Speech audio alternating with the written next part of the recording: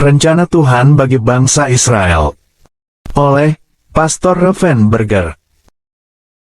Pertama Israel, kemudian bangsa-bangsa lain.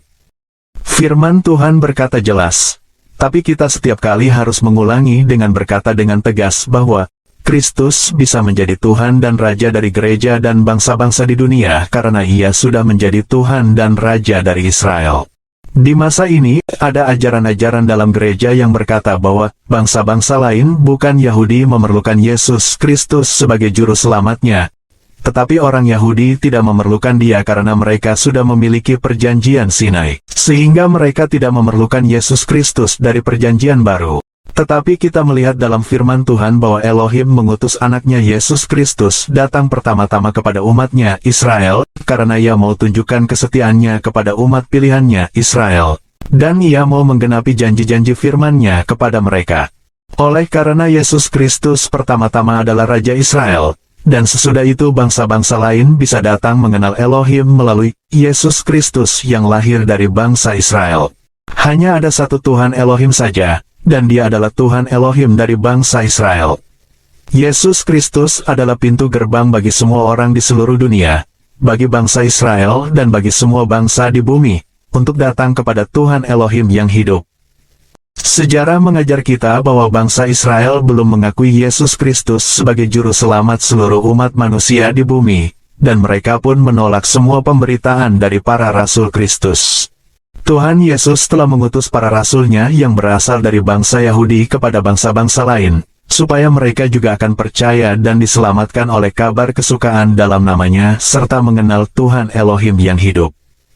Di akhir kitab para rasul, pasal 28 ayat 28, Paulus berkata kepada orang-orang Yahudi di kota Roma, "Sebab itu kamu harus tahu, bahwa keselamatan yang daripada Elohim ini disampaikan kepada bangsa-bangsa lain dan mereka akan mendengarnya."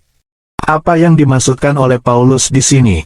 Bahwa Tuhan untuk sementara waktu tinggalkan umat pilihannya Israel, dan Roh Kudus akan memberitakan Injil Kristus Yesus kepada bangsa-bangsa lain di dunia, supaya mereka diselamatkan melalui pekabaran Injil. Dan setelah itu Tuhan akan kembali menyelamatkan seluruh umatnya Israel.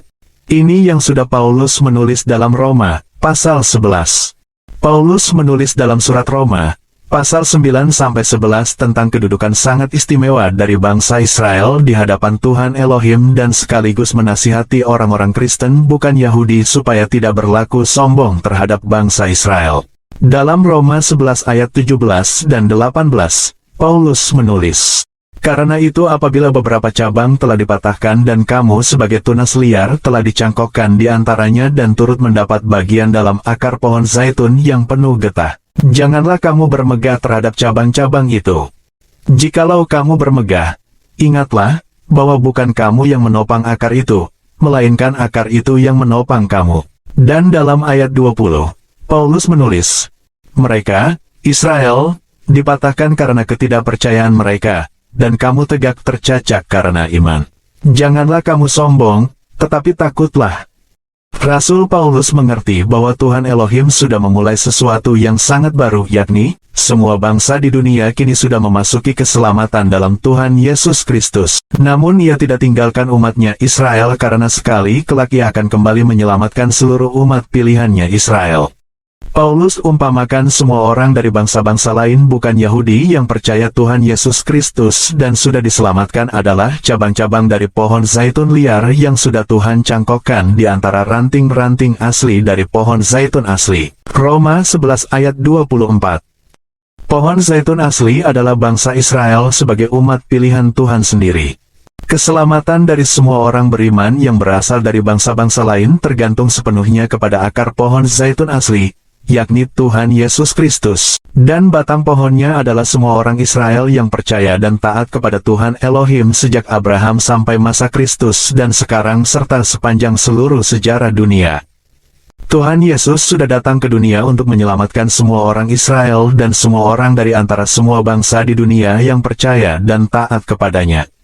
Sumber, Himpunan Pengajaran Firman Tuhan dari Sion Yerusalem. Diterjemahkan oleh Fred Athabu, SH. Diedit oleh Frida Athabu. Akan menyusul bab kedua oleh Pastor Benjamin Berger, dengan judul, Apakah Israel bangsa pilihan Tuhan Elohim?